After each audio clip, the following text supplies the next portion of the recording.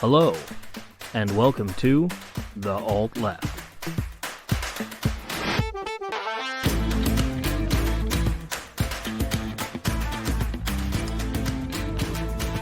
Welcome back, everybody. This is going to be episode 64 of The Alt Left. I was fortunate enough to be asked back on the 805 Uncensored podcast. It's always a good time there. I love these guys. And I always tell everyone, if you like our podcast and you like what we do, check out 805. They are fantastic. Really good put together show, very in the same vein as us. So I got to hang out with Jordan from 805 again, which is always fun. Love that dude. And, we are the Red and Black Coalition. And I also get to hang out with Pat and do dueling history degrees. That's always fun. I love that guy also. And I got to meet Heather Christena Schmidt, who does her own blog, and she had a lot of awesome stuff to say. And basically, the three of us just sat there and dragged Reagan the entire time. It's an absolutely riveting episode. Two history teachers battling it out. Everybody should listen. But no, we obviously we pretty much fall in agreement on all the same stuff. But it was a lot of fun. We dragged Reagan, we dragged Biden, we talked about education, we got a little Iran-Contra in there, and just kind of talked about the evils of neoliberalism. So I hope you like it. I think you will. I sure enjoyed being on there. And we will see you soon. Enjoy the show. Hello, everyone, and welcome to the 805 Uncensored Podcast. This is episode number 50. The origins of our modern capitalist hellscape. We're going to be shitting all over Ronald Reagan. Mm-hmm. Happy to host Chris from the Alt Left Podcast. How's it going, man? Good. Thanks for having me on, man. Anytime. Happy to have you. We got Pat from the Trickle Down Socialism Podcast. How's it going, bud? What's up, Jordan? Happy to be here with Chris and Heather as well. Likewise, I know it's going to be a lot of fun. And happy to have Heather as well. Thanks so much for being here. Thanks for having me.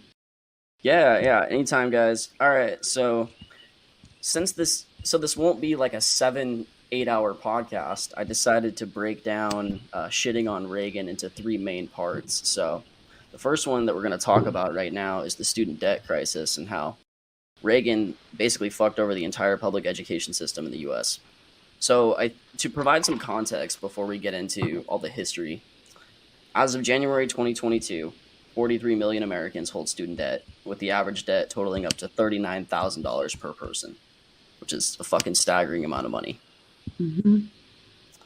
Altogether, the U.S. total student loan debt is $1.7 trillion. Keep in mind as well, that's more than the U.S. auto debt and medical debt. Medical debt is a whole nother conversation. Like, shouldn't fucking exist at all. Doesn't exist in the rest of the world. But nonetheless, I digress. There's a Reagan quote on education that I wanted to provide as well, where he says, quote, "Academic freedom cannot be used as an excuse for fiscal license or as a screen for excessive spending." What do you guys think about that? I mean, it doesn't surprise me that you're going to see a neoliberal Keynesian economics, fucking capitalist warmonger against free education. Like, the only education they're going to want to support is like professional education. So law schools, medical schools, economists, business schools. Like, that's the only thing you're going to see them even like not hating on. They're not going to fund it still, because remember, part of it isn't just about not liking students. It's about not wanting the right people to succeed. That's what it really comes down to. That's why college is increased so much. That's why we have a for-profit college system in this country. Most countries, you can go at least base level. You can go through what we would call community college. They just call college for free. And then you pay for university. Some places don't. Like in Germany, you can get your fucking master's for free. Mm-hmm. In like England, you have to actually pay for university. So you're up what we would call upper division and undergrad. You have to pay for it, but it's really cheap. It's super subsidized by the government. It's like a few bucks a unit kind of thing. It's really cheap and easy because they want an educated populace, and they want a populace that can access this. Whereas in the United States, it's about creating a class structure, and it's about making sure that only people of family and generational wealth have easy access to college. And if you want a degree, well, then you better go into massive debt. So the only way you can get in is if you buy in by selling your life away in advance. Yeah, and you're totally on point, Chris. Reagan and other right-wing politicians, they held extremely disdainful views towards college students in the 60s, particularly towards students that held views against the Vietnam War. And it's really interesting that these right-wing politicians would be against college students because, like you said, they were interested in that professional class. Who's going to advance into the professional class? It's going to be fucking college students. It's going to be people that are highly educated. Yet they're antagonistic towards that because college educated people tend to go towards the left. Well, yeah, I mean, there is a correlation between leftism and education. Absolutely. Yeah, and the excessive spending piece of that kind of burns me up a bit as we look at the military budget in the U.S. and think about the concept of excessive spending, and you look at all the bloat and all the rot in that budget. All the contractors are on the take, and that's really frustrating for me, especially as a public school teacher in Boston, an urban district where from time to time we will get like an influx of cash because of a certain program. We're a Title I school.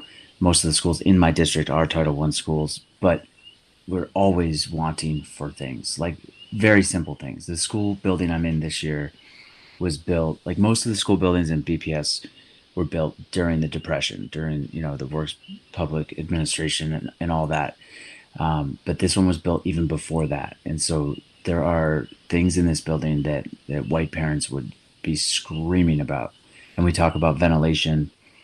In order to fix the ventilation in our school, you'd have to just tear the whole thing down and build a new one. So it's really frustrating for me to see a quote like this and think about what we prioritize in our society.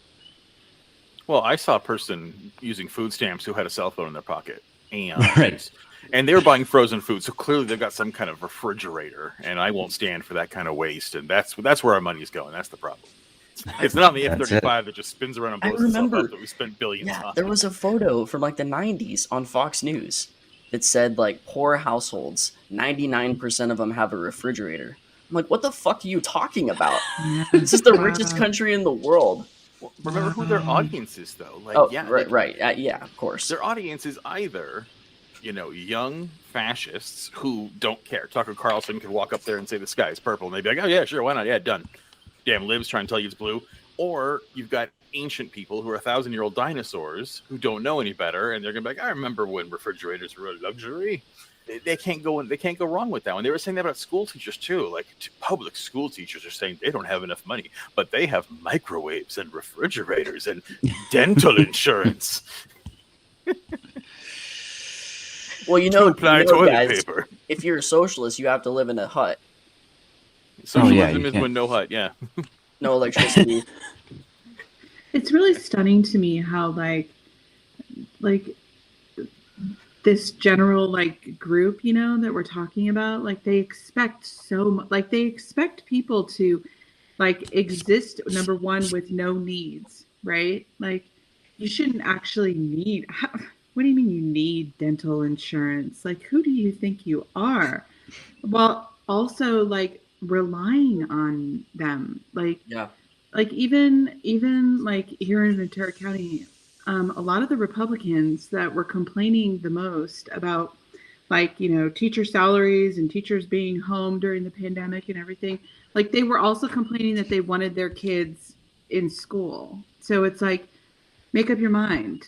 Do you want to pay the teacher more or the teachers more? Or do you want do you want to leave your kids home? I mean, it's they just feel like it's like a sense of entitlement, that people should go without medical insurance or dental insurance or risk your life, just so that you can serve me. It's like a service class. You should be willing to just take any job. Yeah. I mean, let's be fair. We are living in a stage of neo-feudalism.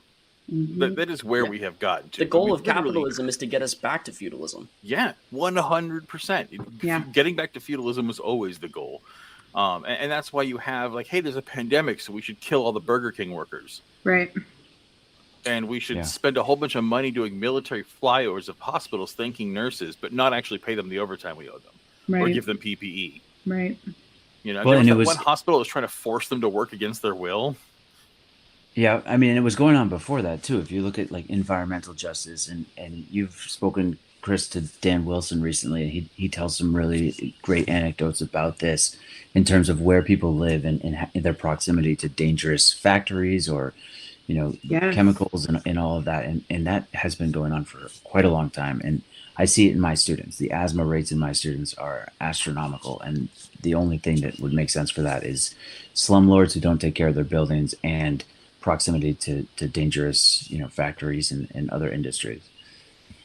No, hands down. And again, since we're talking about Reagan and neoliberalism, that goes hand in hand. Is that neoliberal idea of just that's where you get this idea of it's okay to wreck a foundation to make quarterly profits. That wasn't really big until the 70s, 80s. Post World War II in the 50s and 60s, you had a growing economy that they didn't know about pollution as much, but that wasn't the goal. They were still beholden to the nation they lived in. Mm-hmm. But come the new age, the 70s, 80s, when the neolibs take over, and people like fucking Reagan and Bush come into office, and Margaret Thatcher on the other side, you get this no, poison the well. It doesn't matter. All that matters is profit and power in the short term. And that's why a CEO's job of a corporation now is no longer to make sure the corporation thrives and is profitable. Their job is quarterly profits. And they bounce around. It's like a card trading game. It's like they're fucking Pokemon. They show up and they get as much quarterly profits as they can by tanking the company. And then the second the company can't support it anymore, they fire the CEO. He goes somewhere else. They hire a new guy who's like, hey, I'm going to fix everything. And they're like, oh, he's the new good guy. He fixes the company. And then, but it's not profitable. So they fire him and they get another guy, like the first guy, back to make quarterly profits for the shareholders. And it's this sick cycle that goes on to help shareholders. And who are these shareholders? Well, not people running small time, investments. The major shareholders are fucking investment firms. Yeah. And the point is to profit them. And the whole time we are poisoning the planet, we are poisoning the people, and we are actively destroying the global and domestic economy. This is why we have a housing crisis. We turned houses from places to live into investments. Absolutely. Yep. We're experiencing that firsthand. We are just, here in Ventura County, you have one housing unit for every 1,358 families. And so you have people tripling up, right, in a house. Tell me how that's healthy for people. But the property management company, they don't care about anything other than making their profit, right? Yeah, and that's why we have so many vacant houses, because they're bought up by real estate investment firms and by banks. They buy entire tracts of houses and keep them vacant. They don't care because it's more profitable. If you have 500 houses, it is profitable to keep 150 of them empty. If you can double the value in mortgage payments on the other 250. That's the point, is that it doesn't matter what's the bottom line.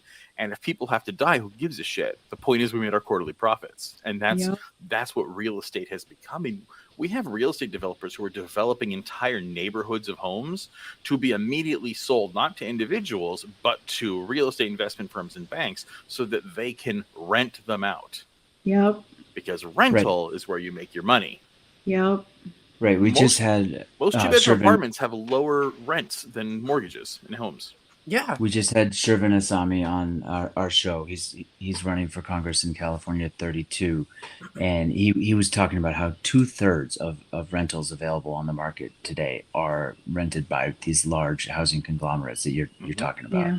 2/3, that's a problem, right? It's just and they can jack up the market value. And if they can make the average rent super sky high, let's face it, even if we're talking about the little guys, right? The landlords who own one building, two buildings, or a couple of houses they're renting out. We're talking about landlords. These are leeches. These are some of the most disgusting and terrible human beings on the planet. These are people who profit off of other human beings needing to survive and milking them for a penny you can. You expect them to behave ethically? Of course not. They're going to play right along with that system. So as long as you own more than 50% of the market, the other half is going to gladly join in. Yeah. I just posted on my blog today about our own, like California and my own experience, because again, like you just said, they're like, the landlords are leeches, right? They're total leeches, and they don't just control like the housing market and the housing prices though, and rentals, but they're like controlling like everything else. Like they can get away with, like in our own situation, taking our security deposit, right? And charging us for making renovations on their home. Why can they get away with that? Because they completely control, like the lobbies that are making the laws in California that protect tenants and whether or not we're protected. They completely control all of that, right? And it's like, what is the average person like? What can they actually do? Like, what recourse do you actually have? What are you going to do? Sue them for your? And that's the thing. Your only recourse is to go to court, which a working person is very difficult for them. Yeah, very difficult. They'll just price you out because they'll just have a team of fucking lawyers, and you don't have the time and money to fight them in court. Exactly. Well, and even then, I used to litigate small claims for a living at one point in time, and I have threatened to sue a landlord. And it was only because I knew what I was talking about, because I had that job that they backed down. They tried to keep my deposit because the toilet had stains. And it was like, it's porcelain, bro. Use some comment. What are you talking about? That's it's why they're made of that. And they didn't care. They just assume you're going to go along with it, because in order to, like in small claims, for instance, people tell you, well, small claims are for the people because anyone who's passed the bar can't go to small claims court, right? So they can't send lawyers in, but their lawyers can draft letters. Their lawyers can coach them. And then when you show up, you have to pay, by the way, the court fees, which is several $100s. You have to either serve them yourself, which good luck at getting to prove that. So you have to pay for a process server or a sheriff to do it. So now you're already out hundreds of dollars, which, by the way, you cannot recoup those costs in court. You are not allowed to sue for the court costs. So you are out personally hundreds of dollars. And now don't forget, you got to take the day off work, because it's not like courts are happening at night. This is happening midday working hours. 9 to 5. So now you're out hundreds and hundreds of dollars, right? And then you get a judgment. It's your responsibility to collect. Just because you get a they don't have to write a check when they walk out of the courtroom. You have to pay a collection agency to go after them. So it takes all your money. So what's the point? And they count on that. Our former landlord, we were thinking like, oh, well, should we take him to small claims? Is it going to be worth it? Our former landlord is a retired attorney. And I was like, how perfect. So how perfect is that you can, and they've been taken to court over 40 times, right, in the last 10 years with all their different properties. But the guy's an attorney, or a former attorney. If you're retired, like, he doesn't hold his license, like he's not with the bar anymore. You can't practice law. So he can go. But like, what am I gonna go argue against this guy? Give me a fucking break. No. Like he doesn't know that system inside and out. Yeah, exactly. And he probably is friends with the judge. So like, right, and that's all just heavily related to the coercion that's associated with housing. Exactly. Yeah, because that's bringing you back to Reagan. This is what you're talking about, Reagan and the school did. This is the kind of thing we're looking at. That's why he went after like this. Like, we're talking about how hard it is to get into housing. You know who's sitting pretty right now? Anybody who inherited a house. If you inherited a house, you're doing great, because your property values over the last 10 years have skyrocketed, right? Absolutely. You've got equity falling out of your butthole. But if you don't, if you weren't already part of this system of home ownership, you are now priced out of the market if you're a regular working class person. And again, that's not a bug. That's a feature. That's the point. And that's what Reagan was doing with college. It's all about keeping generational wealth intact. They want the only people who have money are to be the people who come from people who have money. That is intentional. And that's what Reagan was designing with college student loan debt at the same time, was you either can afford it because you come from wealth, or you will be bankrupt paying back the wealthy your entire life. Yeah. Right. No, and this goes back to the Powell memo, which was, set forth all of these plans and how to create a system that was corporate dominated and where people had very little power. And the Powell memo directly attacked institutions like universities for fomenting communism and fomenting socialism and all of that. But it was followed to a T to create the system that we have today. And one of the biggest boogeymen in the Powell memo is the system of universities and colleges in the U.S. Yeah, and we have to remember, for the listeners, context-wise, for decades, colleges in the United States were funded by public colleges were funded by the government. Yeah. And universities, heavily funded. They were basically free. And then it was Reagan that pressured them to implement tuition-based systems. Well, and then just the GI Bill from there. Yeah, people joined the military to get college money, and that was promised because of World War II and the vets who came after it. And they kept that going. It was join the military, get free school. And over the last 60 years, we've seen that get eroded. Every election cycle, Congress has taken away. For now, it's like it used to be, oh, you join the military, you served a term, well, you get whatever degree you want, as long as you want to stay in. We are paying all your tuition. They even used to pay school expenses. And now it's like, well, we'll give you $20,000 and the rest you can do a loan, but it's really hard to apply. And You only get the 20 grand after you've graduated, and they have all these hurdles now because, again, who makes up the majority of vets? Poor and working class kids. Yeah. And that's not who they want in school. Yep. It's kind of like Disneyland. Disneyland is very expensive. Disneyland is Great not comparison. super expensive because they want to make that sweet ticket money. Disneyland is super expensive because they're trying to keep everybody out. Keep They out want to the make it a riffraff. premium product so the place Yeah. doesn't get overrun. And they're doing the same thing, is they do not want to see everyone have a college education. Yeah, like the only reason that they brought the SoCal Pass even into existence is because there was so much pressure by people in Southern California, particularly people in Orange County, that were paying taxes, that were supporting Disneyland, and they were fucking getting priced out of going. Mm-hmm. So it was difficult for Disneyland to justify that, but it was Yeah, only because of pressure from the public. And if you look Yeah. at their business model, they don't even make that much money from ticket sales. Their money comes from merch and food and all the other Hotels. bullshit that goes Crap, along with it. yeah. Hotels. Oh, yeah. That's why where they get hate their us so money. much. That's why they hate people from Southern California, because we only go one day. We don't fucking stay multiple days. You don't Yeah. stay in their hotels. You don't buy $10,000 worth of merchandise for your kids. Like, exactly. But that's the point, is to keep a certain audience. And it's the same thing with college, is they want to keep the wealthy and established, white people in college. College is for wealthy white men. And if you are not a wealthy white man, Yep. you are going to pay into the system for the rest of your life for the privilege of getting a wealthy white man's education. And you better be wealthy, white, and conservative. Mm-hmm. He also said an interesting quote here that I really want to include. He said, quote, "The state should not subsidize intellectual curiosity," end quote. So that just directly plays into the anti-intellectualism that's been perpetuated by the right for decades. Well, of course. How are you going to be educated and to be pro-fascist?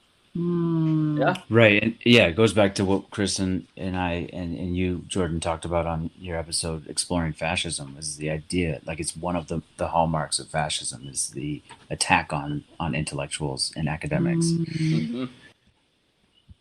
Yeah, absolutely. It is Pat's right. It's a hallmark of it, and we shouldn't be surprised that we see it in American fascism. And that's what Reagan ushered in. Reagan did not invent American fascism. We talked about that before. It's been here for a long time. But the Reagan administration is what made it okay publicly to be that way. I hope at some point we're going to talk about the Iran-Contra. Because that is Reagan's... I didn't have it on the list, but I maybe will we could do a happily part speak two. on that. I would love to speak on that because that was literally Reagan funding fascism abroad under the Bush Doctrine. And by the way, because of this, did you know Reagan is the only president to have actually committed high treason? I wasn't aware, no. Oh, yeah, that's the Iran-Contra. And that's why Colonel Oliver North took the bullet. He's a good soldier. Yep. He took the shit for that one because the Iran-Contra was absolutely Ronald Reagan committing high treason. Yeah. And Oliver North made sure he did not get persecuted for it. We'll talk about that in a little bit. You had another point about school. I don't think so. I don't know. I kind of want to tie it back to what's going on right now, how it just pisses me off how the student loan debt forgiveness is going to expire in May, and how fucking Joe Biden just keeps on kicking the can down the road instead of just forgiving it, which he knows damn well that he can, but he just refuses to do it because he just keeps on giving in to his goddamn donors. Well, look at the outrage whenever it comes up, like even from some of the They're so defensive Yeah, about it because they know yeah. they're full of shit. Yeah. like even some of like these, Democrats who are like, oh, we're so progressive, we're gonna have like a progressive caucus in the California Democratic Party, and we're it, but fuck you and your student loan forgiveness. Like, pay like I did. It's like, what? Yeah. That argument is so asinine for so many reasons. It is such it's a libertarian argument, and you find it in liberals, and you find it in libertarians. Of this, well, I didn't get my loans forgiven, so why should it's like okay? And I remember I had this argument with someone who said that where they it was a liberal Democrat. Please tell me you that a brought while up back. like child labor or slavery or something. No, what I brought up was I said I don't have any children, and I'm never going to have children. Okay, no kids. Mm-hmm. Why should I pay for schools in public schools? Why should I pay for childcare programs like WIC? to help mothers feed their kids. Why should I pay for any kind of care for children? I'm never going to have kids. It doesn't affect me. So why the hell am I paying taxes that go to people with kids? Why are people with children given tax breaks to help them raise their children? Why is that a thing? I shouldn't be opposed to that. No, and I'm not, because we live in a fucking society. Yeah. And if I don't have kids, that's fine. That does not mean someone else's children don't deserve to eat and don't deserve an education. That's bullshit. It's a garbage argument. Just because you didn't have your student loan forgiven doesn't mean you should be opposing some other working class person the right to not be drowning in debt. It's just insane. It costs you nothing. Every time you drive on a toll road. Right? Right, or the other argument I've heard is that it devalues education. Like the individual will somehow value their education less. And it's like, okay, you're talking about like a debt that they're still paying 20 years from now. What does that have to do with them feeling the value of their education? And the value of their education comes from what they actually get when they step into the classroom. And how about you let them determine their own value system? Yeah, are we trying to like redefine what value even is? I mean, I guess really ultimately, we're in a society where value really does come down to just the money, right? Like people actually don't really see value in, studying abroad or learning the classics or learning, like ancient languages. Like people do not see value unless you have produced something. So I guess I can understand why people make that argument, but that doesn't mean it's like a valid one, Yeah. It's a bullshit argument. Yeah, it's a bullshit. we don't get to decide what someone else values. Exactly. I have things that cost me nothing that I value more than anything. It doesn't matter about that. I don't know. We have such this intrinsic need to assign value to cost. That's why we live in a country where there's outrage over broken windows, but not over police executing black people. Yeah. And there's so much intersectionality and racism associated with this student loan decision that we can talk about. Absolutely. And it absolutely leads into the next topic, which is the welfare queen trope. Reason being is because if you're crunching statistics nowadays, the group that holds the highest amount of student loan debt is black women. And black women are the target of the welfare queen trope. Yep, absolutely. Because again, who is going to be the easiest to prey upon with predatory loans? Yeah. Who if we're talking intersectionality, who has not benefited or who has been harmed by lack of education, vocational training, that kind of thing, and lack of generational wealth? Well, women and people of color. Yeah.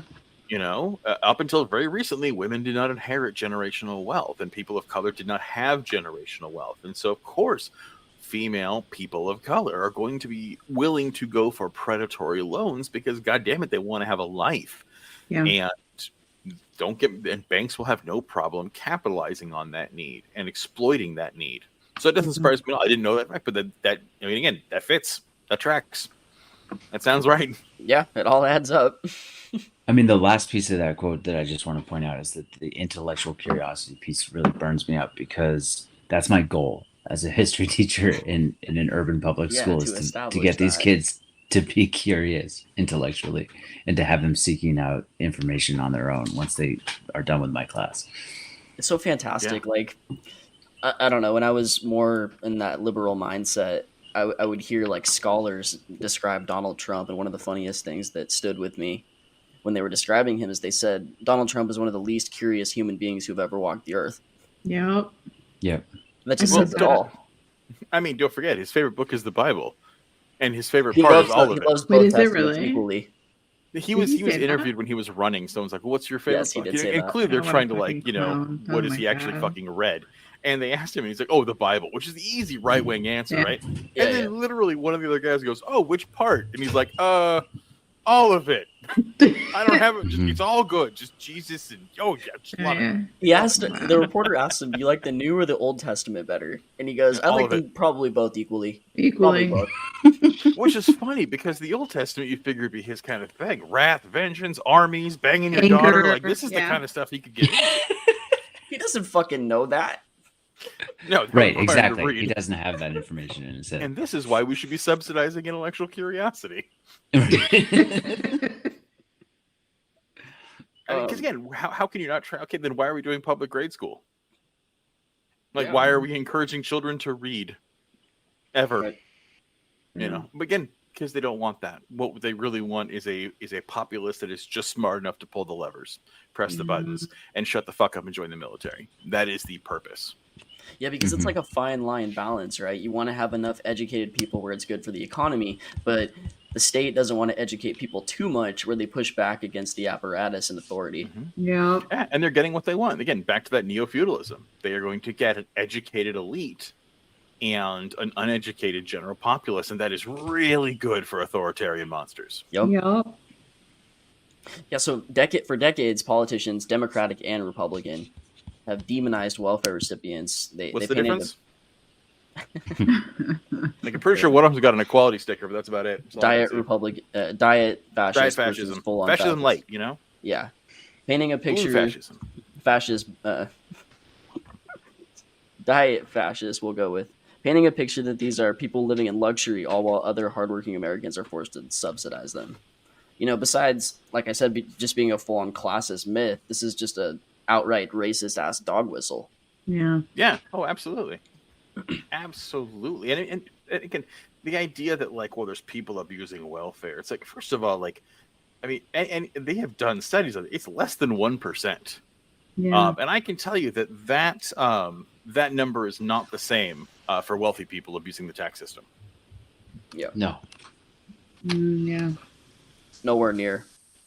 Or even like, remember a few years ago they did like a trial where they I think it was in Florida, but don't quote me on that, where they tested everybody for drugs because like everybody is like, oh well, you should only get welfare if you're not using drugs because you would use your welfare money to buy drugs, and they only found out it was such like a small number of people like actually came up positive for drug use, and the amount of money that they spent to even like do the study alone ended up being like more than they even gave out in like the welfare itself.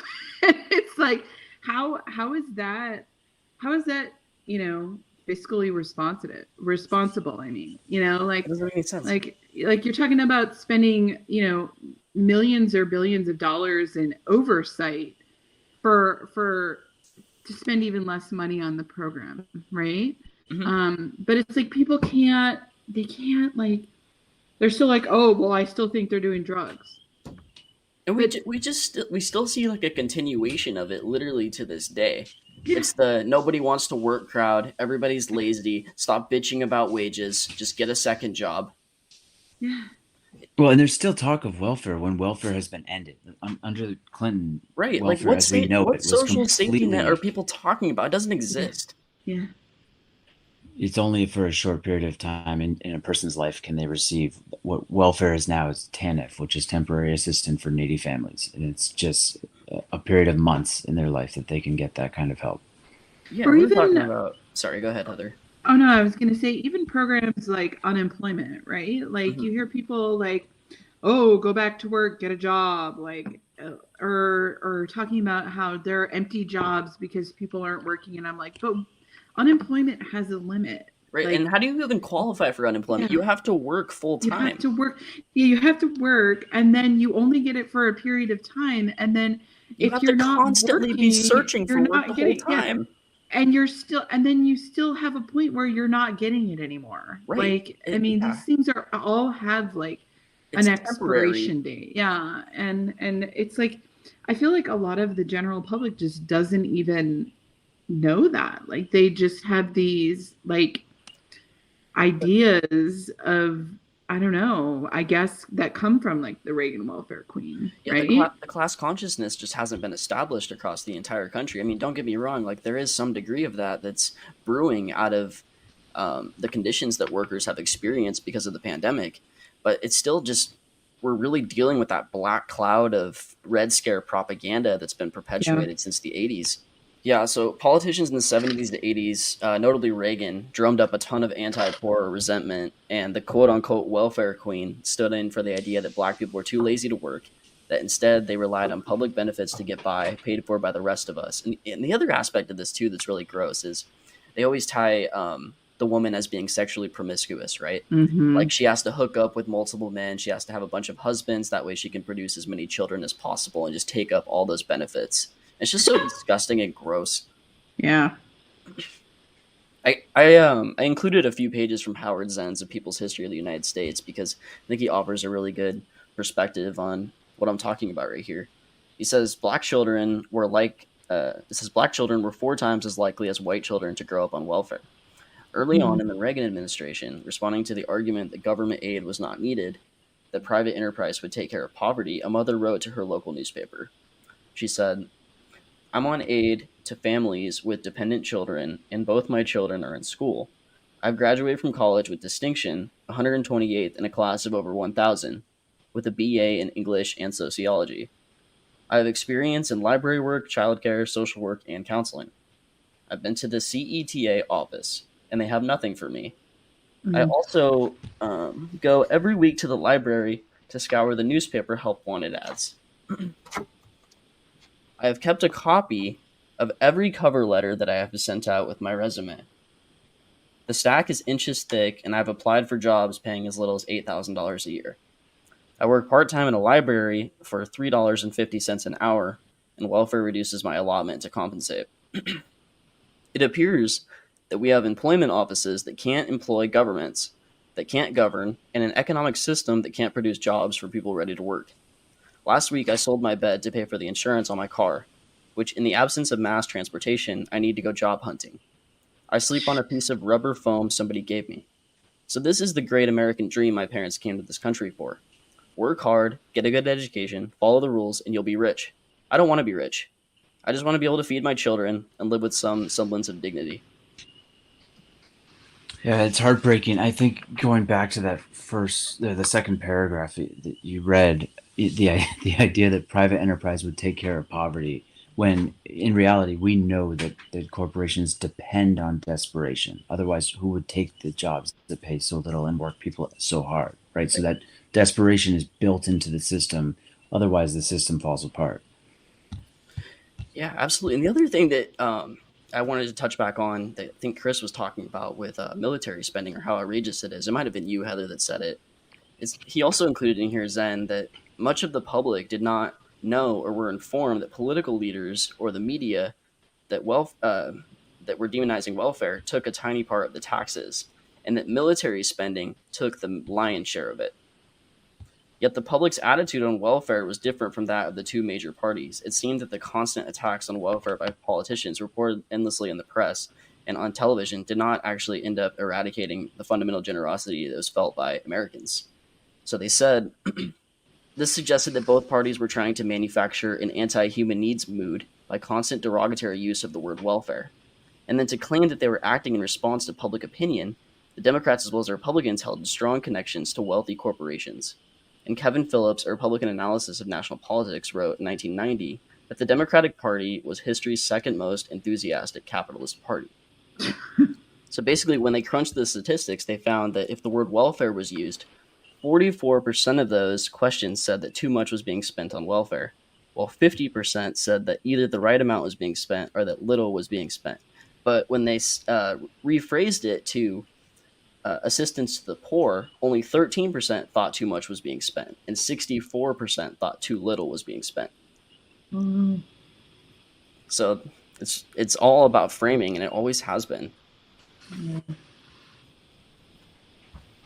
Yeah, and the military, just like I just said, corporations depend on that desperation. Chris brought it up, that the military absolutely depends on that desperation to fill their ranks.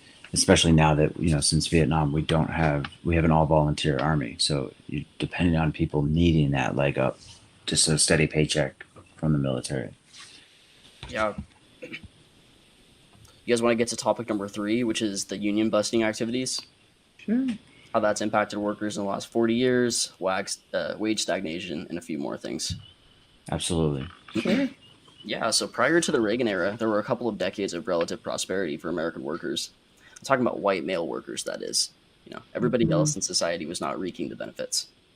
This is where a white family could easily survive off of one income, take a couple of vacations a year, own a car, and retire comfortably thanks to a generous pension package that was offered to them by their employer. There were taxes also sky high on the rich at this time. I'm talking about Leave It to Beaver world. I'm talking about Eisenhower right now. And so there was a prosperity. That's when the middle class was established. And then that all really changed in 1981 with Reagan's air traffic controller strike busting. And so, Pat, since you teach history, and I think you could really give a deep analysis on this. So basically, can you provide the context of what was going on as far as the material conditions in the country at this time, and what ultimately happened because of Reagan's crackdown of this strike? Well, absolutely. So the air traffic controllers went on strike, right? And at this stage, Reagan had a pretty sizable, what you would call a mandate. He had been elected and won almost every state in the Union in that election. They went on strike, and he came out immediately against the strike. And he took a pretty big gamble and ended up issuing an ultimatum, ended up firing them because they didn't return to work in the time frame he gave them, and replacing those workers. Now, a number of accounts that I've read have said that he kind of lucked out in that first week after they hired a bunch of scabs to fill in for those union air traffic controllers who had gone on strike for better pay. The weather was really, really pretty clear across the country, and so their job wasn't nearly as challenging as an air traffic controller's job often is. And so there weren't, the accidents and the trouble that you might expect replacing that number of qualified, experienced air traffic controllers. Mm-hmm. But it just broke the union movements. And we're talking about 11,000 people, right? Yeah, no, a huge number of air traffic controllers. And, just something that was unprecedented, a president stepping in and firing this number of workers who were unionized, who had, in their contract protections, all of these things, and just severing all of that, right? And so it scared unions. It also increased anti-union sentiment for the years after. I'd say that there were decades that it took for unions to claw back even a portion of the goodwill that they had from the general public. We're finally seeing a rebirth of unions because material conditions have gotten bad enough, and workers have started to realize again that they have that power in numbers. But it was absolutely devastating to the union movement.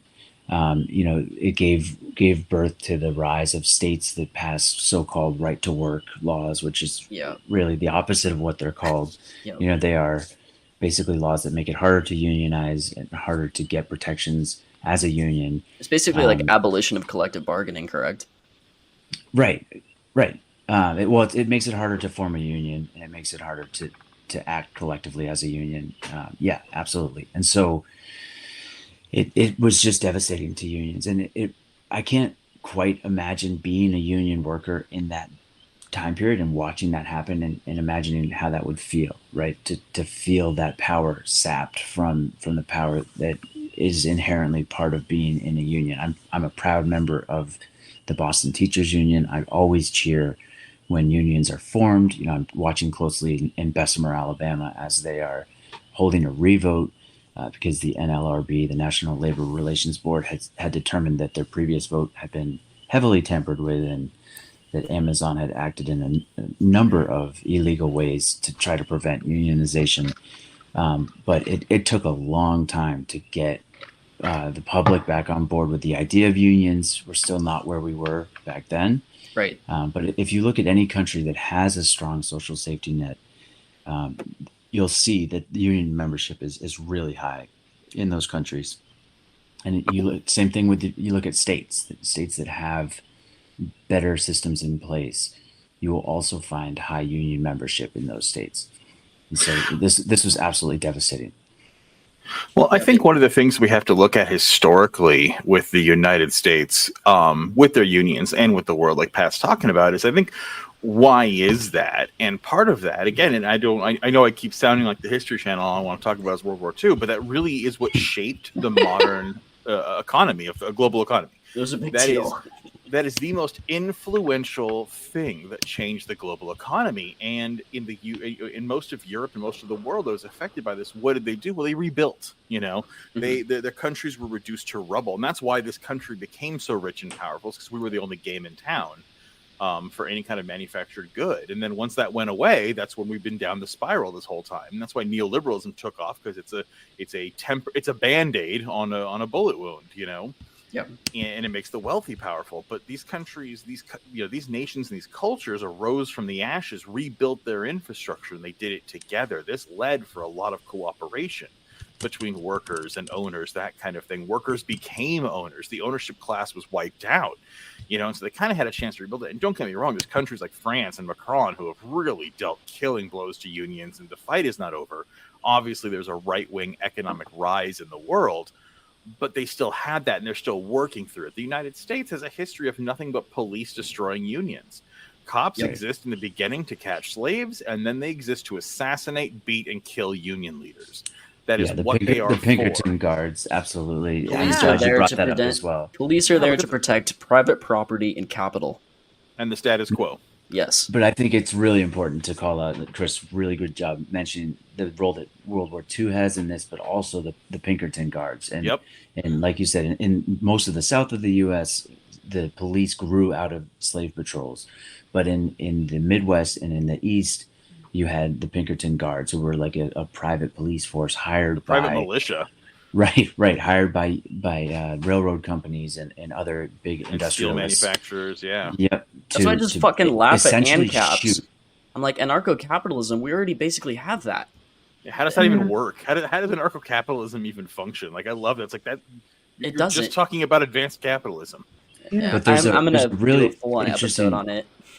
There's a really interesting story out of Pennsylvania, this area called Murphy's Cut, and basically they basically saw like ghosts there, and they went in to investigate, and they went back into the records. In the 1880s, there was a mass death of the Irish workers in this camp that was building the railroads, and they investigated it, and it said that they all had died of typhoid. Now, typhoid in a population usually kills like 1/8 of a population that it hits. It never kills everybody. It never killed the majority. They went through and found, these mass graves. They exhumed the bodies, and they found like single bullet holes in each of the skulls. Wow. So, classic typhoid. Yep. classic typhoid wounds. That damn Classic typhoid wounds. Jeez. So it's always a bullet wound to the back of the head. That damn virus, yeah. Jesus, fuck. Wow. But yeah, Pat, you're right on the money. That's where the Pinkertons arose from, and that's where modern policing comes from. And it's like, you can't look at what we have, and that's the funny thing, is be like, oh well, this explosion of police on black violence. Like, no, there's an explosion of white people understanding it. Right. That's all that's happened. Right. Black people are like, welcome to the party. Yeah. So social media making it public. Right? Yeah, we're in an age where white people are now aware of the problem, not that the problem is new or has expanded. And that's where this comes from. We should do something about that. Right? Only for a very short period of time, though. Only for a very short period of time. The summer of 2020. As long as I don't have to see it. As long as we can rename a street in DC and no windows, look, I can excuse police killing black people, but I draw the line at broken windows. Right. Just let me wave a flag and change my profile picture. Well, and look what happened. They're probably Fox News and them love talking about. Look at the again. I know I'm the worst tanky ever because I really support anarchism, but like, look at what happened in the Autonomous Union in Seattle, right? Yeah. Like, literally, the anarchists and socialists got together and made a police that was it Chaz, right? Capitol Hill Autonomous Zone. Capitol Autonomous Zone was Chaz, and literally free food, free water. It was all mutual aid. It was an entire neighborhood of mutual aid with no cops, and it broke up. And literally, the cops had a reason to go in once people started getting shot, but they weren't getting shot from the inside. All these reports have it of literally black vans pulling up and someone shooting at the autonomous zone and then driving off. Yeah. I mean, if that doesn't scream a black flag operation, I don't know what does. It was all the mayor needed to send in cops and end this, because the last thing you can fucking have is an autonomous collective in a major city getting the news. That is a problem. Well, and it's broader than that too. Like the Black Lives Matter protests of that summer, you had all these claims of looting. When, you know, in Boston, for instance, you would have a peaceful demonstration all day long. As the sun sets and it gets dark, you have these groups coming in from New Hampshire, and they get out dressed all in black and they start messing stuff up and stealing stuff. And it's like, that is Thanks, not Obama. the same. That's not the same group of people who was peacefully protesting. This has nothing to do with the Black Lives Matter protests. and I this just is want to very point much some... set up to make it look bad. Or Oh, yeah, even it absolutely was. or even look at like in suburban communities like we're in, like people, they saw like a group of, you know, peaceful protesters over at like the city, like 10, you know, like people with a sign or whatever over at the city hall, right? Mhm. And then they go home and they watch on like Fox News and see all this like rioting and shit, right, at night. And then Burning down cities. yeah, and then like when I was running Chicago for city burned down council, 12 times last night. yeah, and then when I'm running for city council, all these people are like, well, you supported Black Lives Matter, and so you were looting and rioting in our city. And I'm like, what the fuck are you talking about? There was like a 20-minute demonstration, and we just stood there and then we went home. Like, what statues are you referring to? Like, Yeah. because that's all they see. They just saw what was, you know, piped to them, you know, on Fox News, and it wasn't even like the Black Lives Matter, you know. And the only thing that actually burned was a police station in Kenosha, Wisconsin, I know. because they murdered somebody. Yeah, and the one in Minneapolis because of the murder of Because George they Floyd. murdered somebody. Yeah. Well, and not just the murder of George Floyd. Like, they would drive through neighborhoods after a black They had the man was rough shot rides. or killed, Yeah. and they've killed at blast least 5 another one black bites the men. dust by Queen. They would Yep. literally blast that song. Like, Yeah. just disgusting behavior. And again, I want to point out that, like, even if we're going to talk about like Black Flag and stuff, like, let's just, I don't know, maybe It I'm all in the goes back to minority Reagan, here, of course, too. but yeah, okay, it does. But I believe that in a capitalist system where we are meant to live and die without healthcare, our lives are meaningless, and we are disposable workers. How in this society where police exist only to protect private property, how is the destruction of private property not a valid form of protest? Yeah. Right. And again, Yeah, it's that's a one really of those, good point. you have to protest non-violently. It's like, okay, and then what if that doesn't work? Because as far as I can tell, Yeah. I have never seen greater patience in the world than black people in America. Oh, fuck Yeah. Jesus, dude. Like, I just don't understand. And it's like, I had this conversation with someone like, well, if you don't like it, I was having a conversation with a boomer liberal a few months back, and you know, she's like, if you don't like it so much, you should just leave and blah blah blah. And I was like, violence is never the answer. I was like, well, when is it? You know, and again, here's my best point. This person was Jewish, and I said, so do we believe that World War II was justified to end the Holocaust? Well, yeah. I'm like, I don't disagree with you, but isn't that violence solving the answer? Because I don't believe it was a peaceful protest that ended the Nazi regime.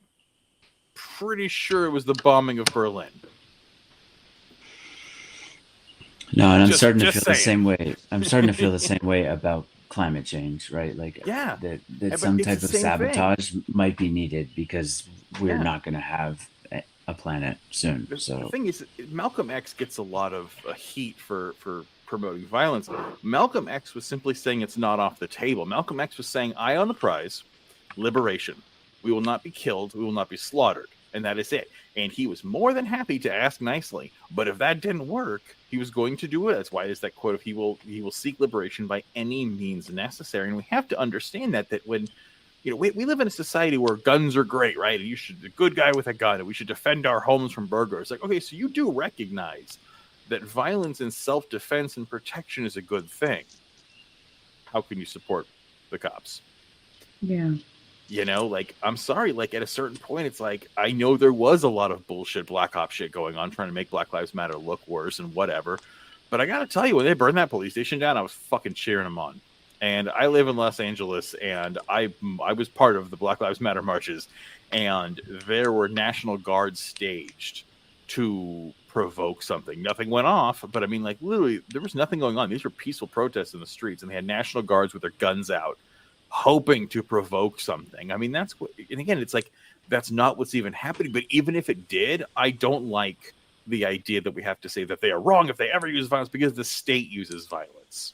No, and this does go back to Reagan, but you do a great job talking about Malcolm X, and I'm doing a podcast project with the 8th grade group that I'm teaching right now. Nice. And one of the groups chose to do it on the Black Panther Party, and so I have this incredible graphic novel about the Black Panther Party, and I gave it to this kid, and he read it in like half a day. He just like chewed through this thing.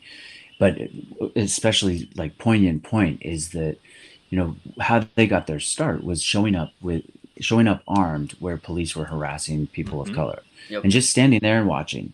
And Reagan, as governor, got mighty nervous about this, and so they realized that they had to somehow amend their open carry laws to somehow exclude Black people from carrying openly around police.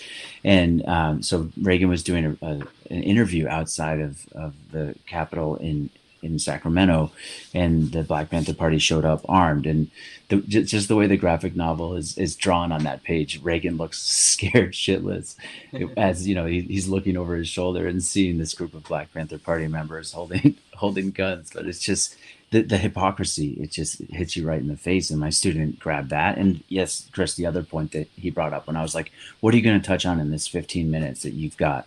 He's like, I've got to talk about the way that they got started and the way that Reagan as governor tried to shut them down. And I was like, yes. And I was like, what else stuck out to you? He's like, Fred Hampton getting murdered by the U.S. government. I was like, yes, my job here is done. Right? You're doing the Lord's work there, Pat. That's fucking great. Right? And because that's next to his pregnant girlfriend. Right. But yeah, oh yeah. And again, remember when Fred Hampton was assassinated, there was only one shot by them, and that was the guy who was guarding the door, and it was the coroner. It was a reflex shot because they shot him through the door in the face. Yep. And that was the only bullet fired by a Black Panther, and they murdered him. Again, he also, remember, there's reports from his mother and his wife that he was girlfriend. He was drugged. Yeah. And Fred Hampton was sober. He actually didn't do any drugs. He thought they clouded his judgment, and he was a clean burner.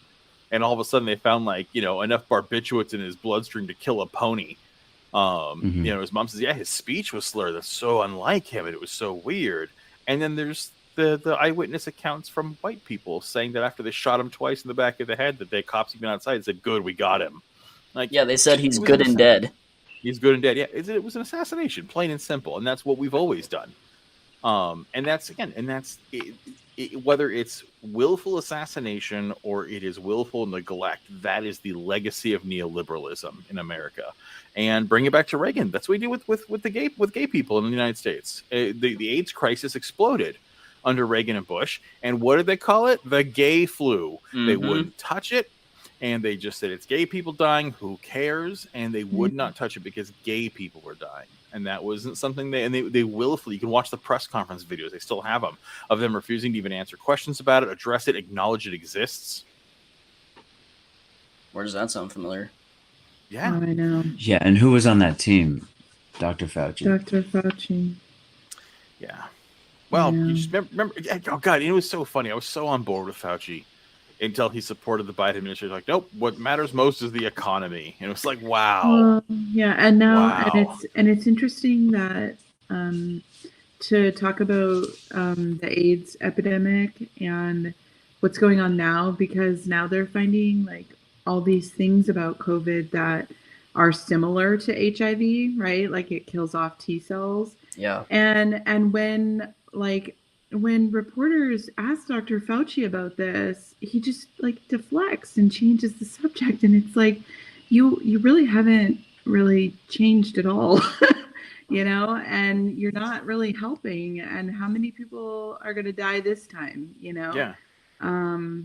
It's very unfortunate, but yeah. And what's funny is the AIDS epidemic was swept under the rug for so many years. And it was so like, well, it's for queer people and poor people And, later on, first it was for queer people, then it was for poor and black people, and that was the only problem, is for drug users and that kind of thing. It's like there was this willful, we're not going to touch it. And all the antiviral science and research that came out of trying to end the AIDS pandemic has proven vital in the antiviral treatment for COVID. Yeah. That we would not have the antiviral treatments for COVID that we have now had it not been for the tireless work of agitators who forced the government to deal with the AIDS crisis. Yeah. We had an epidemic of transmittable disease that was curable, preventable, and treatable. Yeah. How many lives could have been saved if the government had given a shit 20 years before they did? Yeah. How many fucking lives could have been saved? But because it was the marginalized, we didn't care. And I think that now with COVID too, they have enough data now to basically follow the same lines. Who is COVID killing? It's killing the working class, the poor and the people of color. And so, now all of a sudden there's no money, right? We have treatments, but we have no more money for it. And and that's just the way it is. And Biden campaigned on releasing the COVID, the COVID IPs. And remember, these are not private IPs that just are owned by Pfizer and Moderna. These were paid for by, or not Moderna, but Pfizer. These were paid for by tax dollars. The American people own a piece of that IP as well.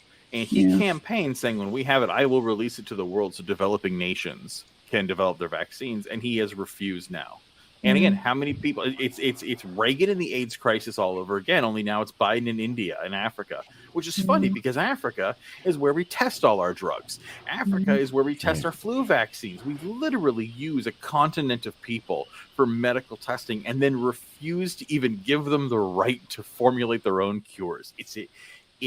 That is where neoliberalism has got us. Is this willful, genocidal destruction of people who do not look like us. And one of the most powerful people pushing for those patents to stay private is Bill Gates, who, still the philanthropist. But the funny piece of Bill Gates' connection to the AIDS epidemic is he's paid for all of this quote unquote treatment in Africa, and all he's done are studies on circumcising men in Africa to see if it's going to prevent the spread of HIV. And it's like, but he also set up some malaria tests, so therefore he's a philanthropist. Well, and I think that gets back to, like you just said, about like this, like neoliberal, the priorities, and really just, using people as just, for our own purpose. And then when we're done, we just, throw them away. We're using the Africa. I mean, look at what we did with the Omicron variant, and using like South Africa and all their science and all their data. And now, like, we still can't send them vaccines. Like, nope. What right. the fuck? Not even send them vaccines. We can't even send them the IPs so they can make generics. Yeah, and make it for themselves. No, and it's not a profit in that. And I think that goes back to just like this, since Reagan, this idea that people are here for either what they produce for us or what they give us. And if they you are here to produce and to consume. Yeah, if you're not consuming and contributing to our economy, or if you have no value to us, we really don't need you anymore. No. Look at the get back to work. We want to get back to work. We want to open up businesses again. It's like one of the things about this pandemic was it showed how many people can work from home. And what it did was it all of a sudden opened up an entire community of disabled people who were suddenly allowed the dignity to work. Yeah. And this was then now this is just taken away. It's well, no, I want to go back to the office and have birthday cake with Cheryl. And it's like, that's ridiculous. And it's like, you're asking disabled people to go back to commuting for no reason. I don't give a shit about that. Yeah, but fucking boomers do, people of privilege do, and middle management does. Real estate companies who do not want to realize that half of the commercial real estate market would evaporate if office jobs went to home.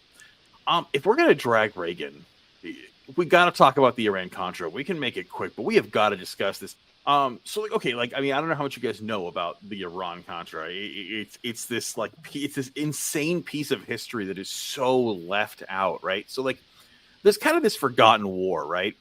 And you had several wars and skirmishes that are going on, right? And so you have in the 80s, in the early 80s, you have Iran is in a horrifyingly bloody war with Iraq, right? Persia has broken up. Iran, Iraq, Kuwait are separate countries now, and there's this massive war going on between Iran and Iraq. And it went on for like 8 years, and the war consisted of like terrorism, chemical weapons, trench and guerrilla warfare, and the military death toll alone is over 1 million dead. Now that's military. That doesn't include the civilian death toll. And remember, Saddam killed over 100,000 Kurds. He exterminated them in a racial genocide. Yeah. This happened during this war. So, like, I mean, this is literally, we're talking, like, we're edging up to Holocaust numbers, okay?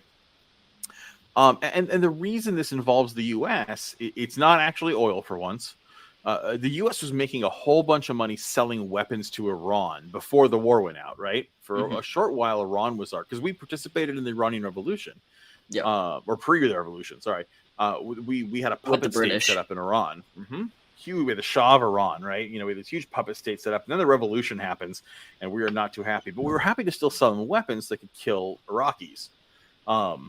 And so we made a whole bunch of money, but in 79, right, this is after the Iranian Revolution. The Iranian Revolution happened, what, 55, 59? Anyway, late 50s, the Iranian Revolution happens. Ayatollah takes over, and Iran, which used to be an incredibly modern and progressive society, overnight becomes this backwards religious theocracy. And they don't like the Westerners. And so in 1979, you have the Iran terrorists, or the Iran hostage situation, right? And what that was is they stormed the U.S. embassy, they took a bunch of hostages, and they kicked off that crisis. That's what it was. And by the way, a lot of documents have come out showing that Reagan was actually behind the scenes negotiating with the hostage takers because he was running for president while this went on. This is the end of Carter's time, and actually withheld them releasing them until he was in office. As a publicity stunt. Yeah. So anyway, once this happens, right, Jimmy Carter places an embargo on selling weapons because he's still the president.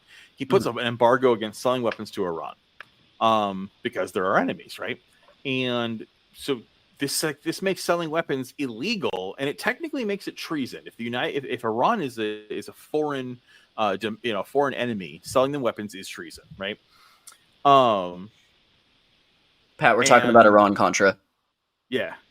And so in 81, Reagan takes power, and he promised to continue Carter's policy of blocking the arms sales to Iran on the grounds of terrorism, saying that Iran supported terrorism.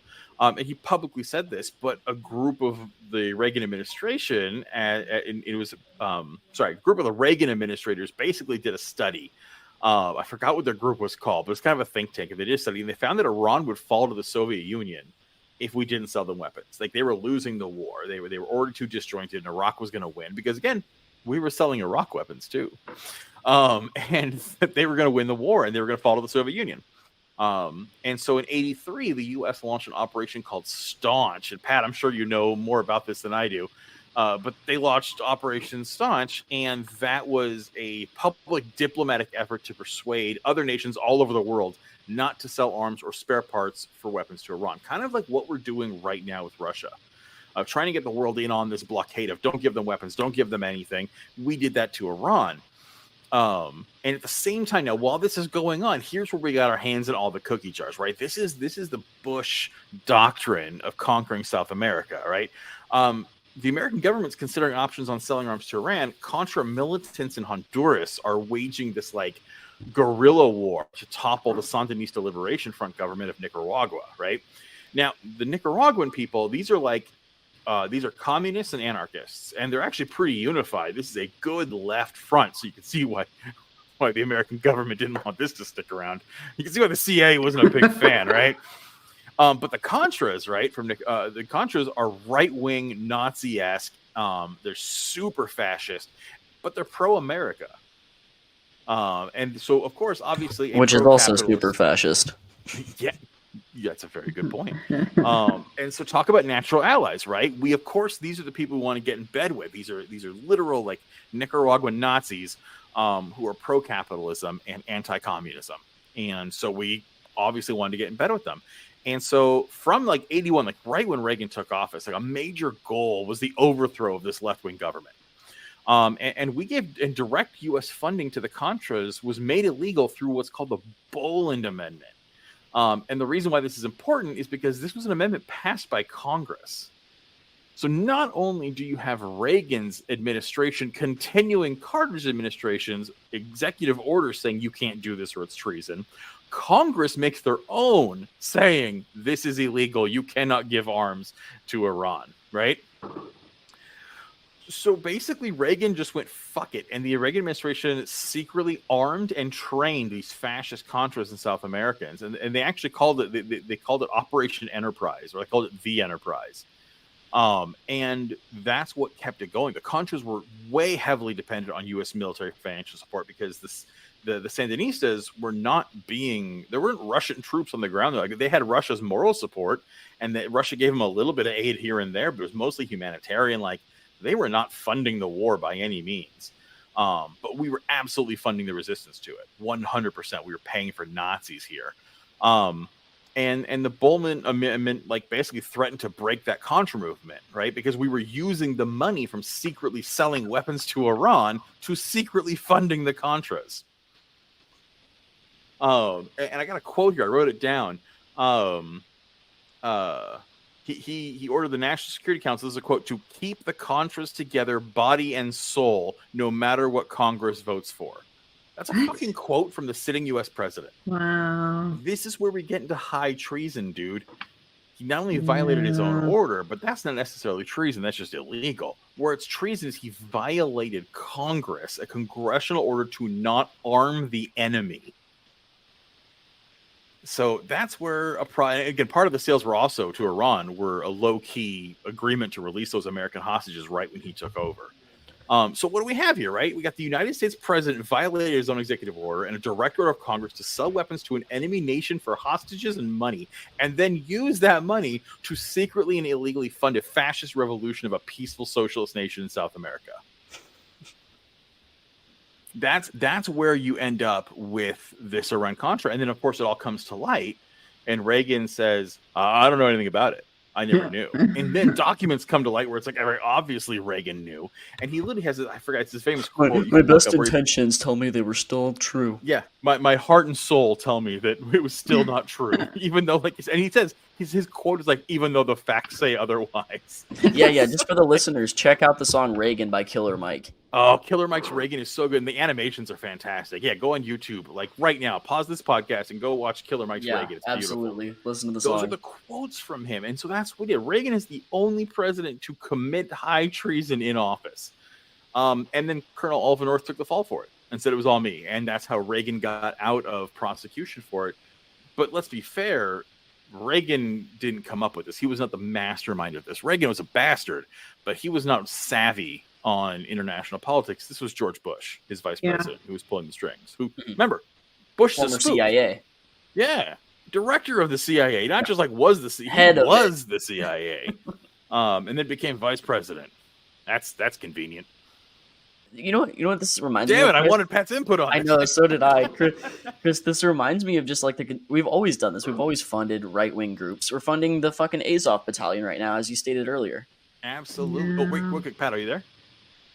It showed a mute button and then didn't again. Yeah, I saw that. It no. Like, it recognized you for a second. Maybe you tried logging out and logging back in. Mute. It says mute And and now then it's it goes away. Yeah, why don't you log out and log back in? Or just check your rejoin. mic setting to make sure it's the right one, because I get my computer resets. When I come back in, it'll reset my mic and I have to put the right mic on. Oh, okay. Yeah, I'm sure he'll be able to get it. But yeah, like you said, we look at that Azov battalion, which the Azov battalion, like, and it's like they use it as they're like, oh, it's just a smokescreen, so you can excuse this. And it's like, no, you're using it as a smokescreen. Yeah. The Azov battalion is not a group of rogue people who just kind of happen to be Nazi. They're a Nazi regiment. They're fucking part of the National Guard. This isn't some rogue agency. Yeah. Like, imagine if, like, the United States made a Klan division of the National Guard. That's what this is. And Zelensky is on board with it and be like, oh, Zelensky can't be a fascist. He's Jewish. He's like, Jewish. Have you seen Israel? I know. I listened to your episode and I absolutely loved what you said about Netanyahu when you made that comparison. That's so fucking true. Netanyahu's an absolute fascist committing a genocide. Yeah, just because you're genocide Jewish does not doesn't mean you mean can't be a anti-Jew. fascist. Yeah, genocide doesn't mean anti-Jewish. Anti-Semitic means anti-Jewish. Like, you can be Jewish and commit a genocide. You can be anything and commit a genocide. Yeah, Pat, You can are be you Ronald fucking Reagan and commit a genocide. Yeah, the Azov Battalion have been responsible for all kinds of terrorist attacks against ethnic Russians. Again, it's like, we have to say this: Putin bad, imperialism bad. Not a fan of what Russia does here, and I feel for the Ukrainian people caught in this. But it's like, there's still good guys here. The Ukrainian government is filled from the top down. It's full of actual Nazis. Like, Zelensky's the first non-Nazi president since 2014, when the U.S. funded a right-wing coup. Surprise. Yeah, and I don't know if you guys have heard all the news coming out of Ukraine, but basically morale has become so low for Russian troops because the death toll is so unbelievably high. Yeah. After only like 3 weeks, Russian soldiers are literally shooting themselves in the foot so that they can fucking leave. Yeah. Jesus. I read that something like over 8,000. Yeah, over 8,000 Russian troops have already been killed. Yeah. Sounds like Yeah. Vietnam. It's still turning into their Vietnam. And like Yeah, I mean I know they're like the enemy and who knows what they're saying or whatever, but like a lot of them don't even know like that they're there to actually attack Ukraine. Like, a lot of them are being told they're on exercises, you know, or they're on a peacekeeping mission, and it's like and then they're seeing like each other die, and I've been reading about that. Like, they just like they're crying and wanting to go home and calling their moms, and it's like, Jesus fucking Christ. And that's the thing that really blows me away, though, is like, again, not a fan of this. There is no excuse to wage a war on a civilian population, and just at the end of the day, tanks are fucking stupid.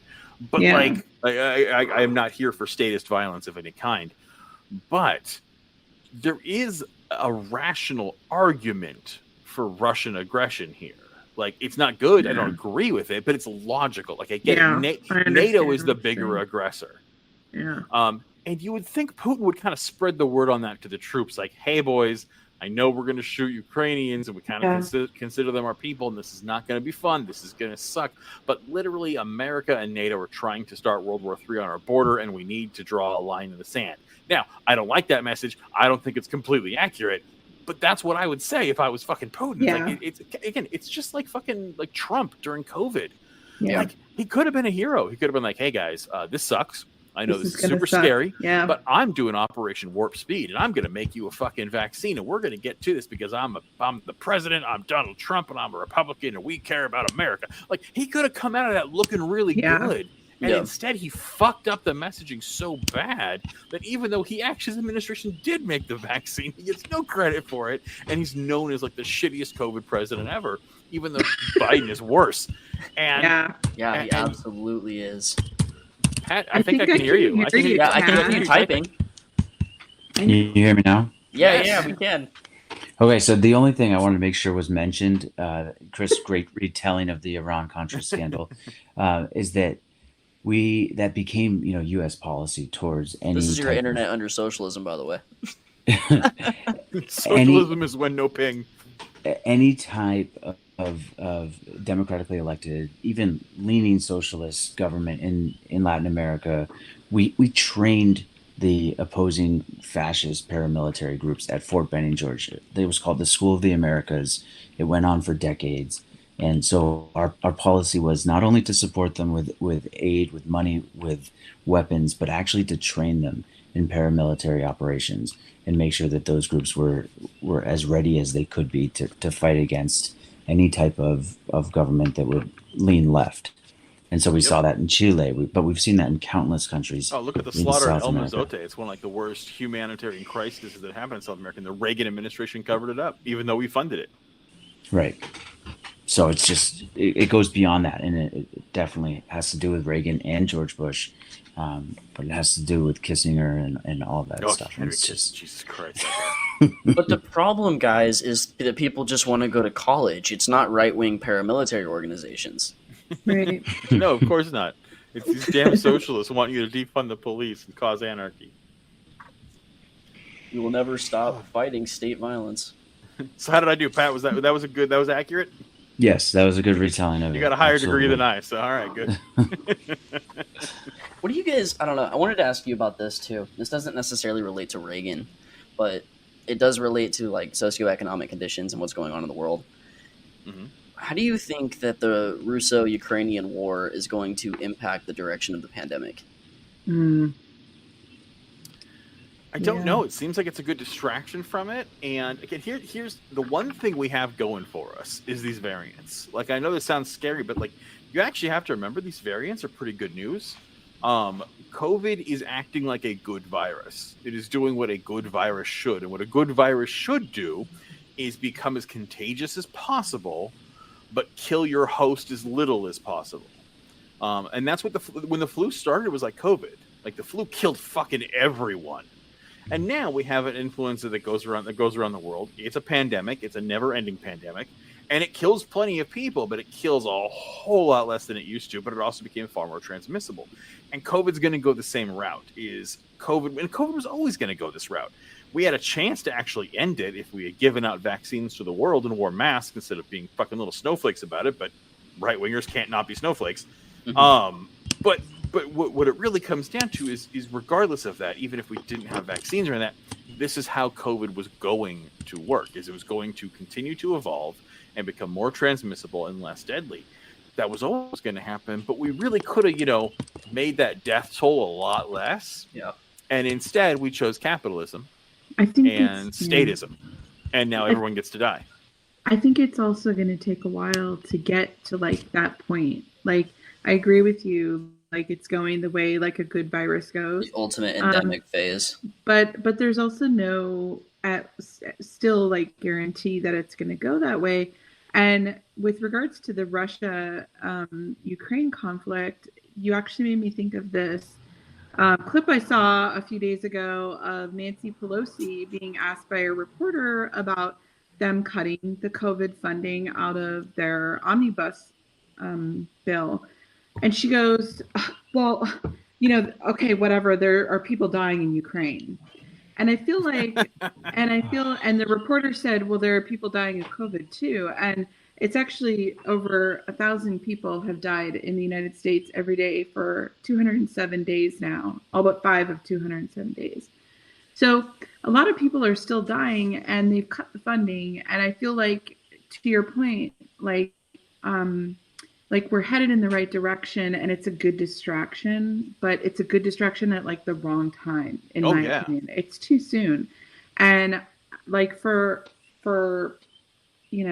even California, because of the population and like our density, I'm really concerned that, we're going to run out of money and we're going to run out of treatments. And the Ukraine thing is going to continue to escalate and it's going to completely take over. And I don't think that they're ever going to, give more COVID. They're never going to approve more COVID funding. No, right? That time has passed. No, that's something that only Trump would do. Biden is not going to give any assistance to people. Like, Right. Isn't that crazy that like the real estate fascist apologists? Yeah, that Biden has been to the right of Trump on COVID. I did not so see much. that coming. Yeah. I know by a lot. The Trump administration put in moratoriums on eviction. Biden pulled those out. Yeah. Biden killed unemployment. Like, Yeah. Trump did more for the American working class during COVID than Biden, and that is just Staggering. Holy shit. I mean, that is the bar was low, but dude, like, I just can't get over that fact. And yeah, I mean, I shared this tweet the other day, and I haven't stopped laughing at it. I shared it yesterday where someone made this tweet and said, "Breaking news: Biden signs executive order to forgive Ukrainian student loan debt." Yeah. Right. Exactly. Yeah. That's where we're at. And That's not everyone even would support it. hyperbole. I mean, we literally fund Israel's fucking healthcare. Yeah. Right. We fund Israel's healthcare, military, and State Department, and we're now sending billions to Ukraine. But remember, there's not enough money for medicine during a pandemic. Or We can't give you, Yeah. we can't give Americans socialized medicine. There's not enough money. By the way, there's a new war we need to fund. Biden's numbers are ticking down. How about a war? Good. Yeah, isn't that funny? Rally the That flag came at effect. just the right Isn't time. that interesting how that worked out? Like, I don't want to be a conspiracy theorist, but I'm like, wow, that really worked out at a good time for him. Although his numbers are not getting better either. But look what happened. Like, because Putin did the same thing with Crimea. He Yeah. rolls in, and we went, that's a bad thing, and you don't get to play in the G7 anymore, and bad Ruski, bad. And then we went home. But now that now we have a president whose numbers in the tank, now it's like we need to send aid, and I'm not talking about troops yet, but and Zelensky's out here just dick fishing for a no-fly zone, which people, it's like no-fly zones are not like it's not a law. We're talking about shooting down Russian planes. Yeah, I think people That's don't World understand War that. fucking Yeah. 3. People do not understand that it's not just saying, okay, you can't fly here. Some do. They did a pew No, poll. we're flying here. 30% works of like that Americans on are paper, for this if but it in leads to theory- nuclear war. Yeah. 30% of Americans are okay with nuclear war to defend Ukraine at this point. No, there That's was a group. insanity. There was a group in Boston the Common fuck? the weekend after that started, and they were marching for Ukraine, and they had signs saying, that we need a no-fly zone, and it's like they were also trying to act as if they were anti-war, like pacifists. Like, this does not connect. You do not understand what you're talking about. Yeah, and that's the thing is you got liberals going, "Oh my God, Trump's going to start World War III," and now they're sitting going, "Yeah, let's start World War III." Yeah. Because, and again, it's one of those things that I've talked about this before. It's like, it used to blow me away how boomers and old people would just, and right wingers would just gobble down misinformation on Fox News and on Facebook and shit. It's like, Yeah. And now I'm watching fucking millennials and Gen Zers just suckle down state propaganda of like, Yeah. oh, it's Ukraine. I mean, did you hear the U.S. is allowing refugees from the Ukraine to cross the southern Mexican border? Oh, I mean, you look at the way the European Union is White treating. people do it. Yeah, the European Union, who's like so many of those countries along the border there have been so, just awful to Syrian refugees, Afghani refugees, and now Ukrainian refugees. Oh, open arms. Come We're on hearing in. all these heartwarming stories. This 8-year-old girl arrived in Poland with just a note taped to her arm saying what I medication saw that, she yeah. I needs. saw And it's something like that, yeah. we have concentration camps for that here. I think it was Yeah. like the president of Poland or something. Don't quote me on that. Some Eastern European country that was like, I really sympathize with these people with the blonde hair and the blue eyes. Like Yeah. they look just Oh my like us. God. We They should look like welcome us. them They in. are civilized Fucking people. ripping off Well- the face mask of fascism.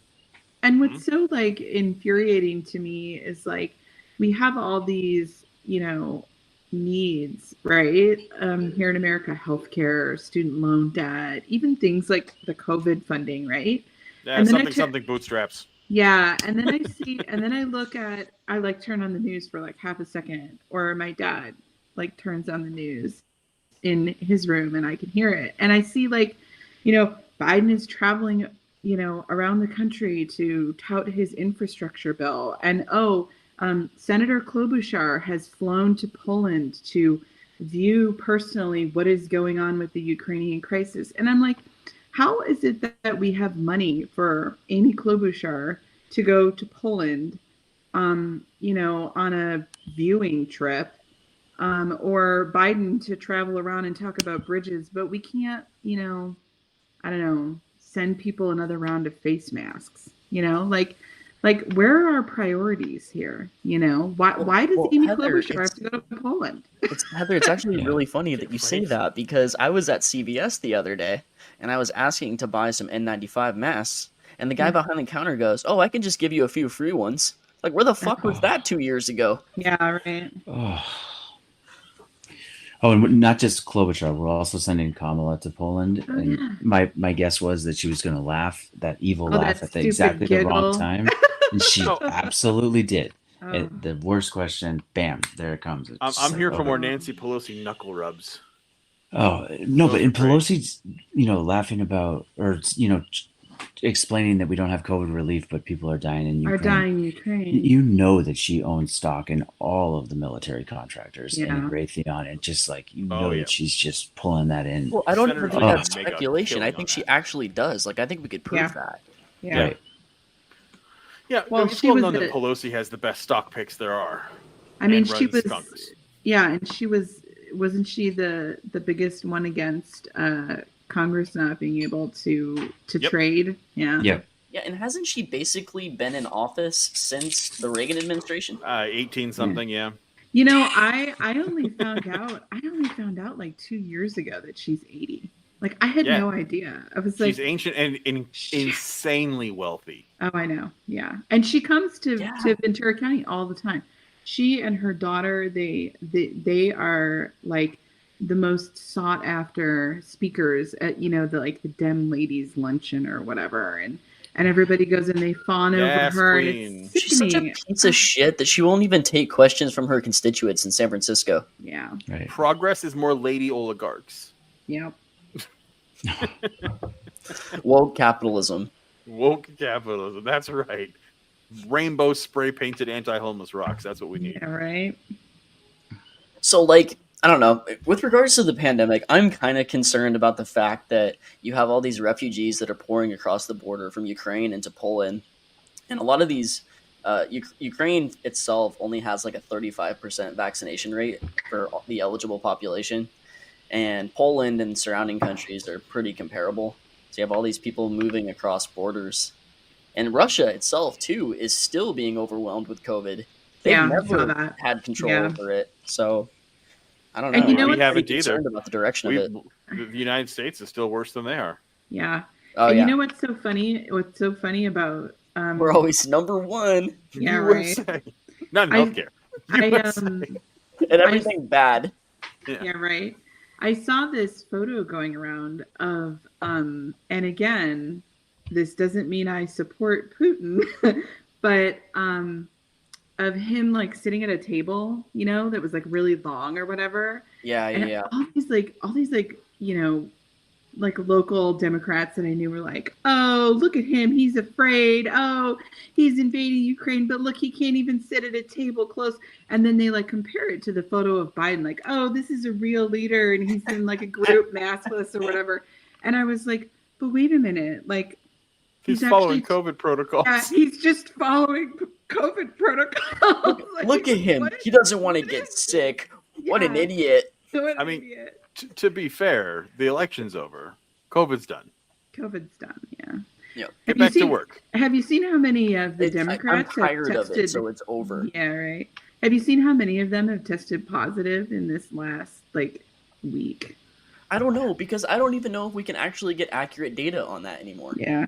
Well, yeah, a lot of the Democrats, they attended some kind of like an event with Kamala and the Congress, and now there's like 12 of them, and I think Obama. Yeah, Obama's in that group. Yeah. Obama's in like the group of it's like a huge group of. Come on, Democrats. COVID. Yeah.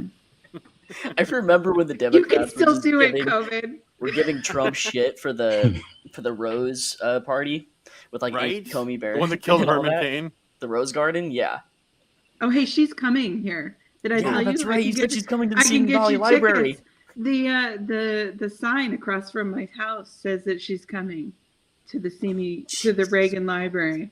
She's the coming? headliner. Amy Coney Amy Coney Barrett. Barrett. So is Christy. Oh, So nice. you should come. Right across from my house. And Christy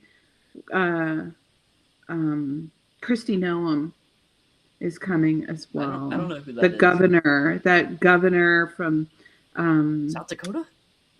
yes. Oh, fuck. The one that did the Trump fireworks show. Yeah. You remember that? South Dakota, yeah. In South Dakota, I remember at one point had the highest like COVID death rate in the entire world. And they were like, yeah Sturgis, do it.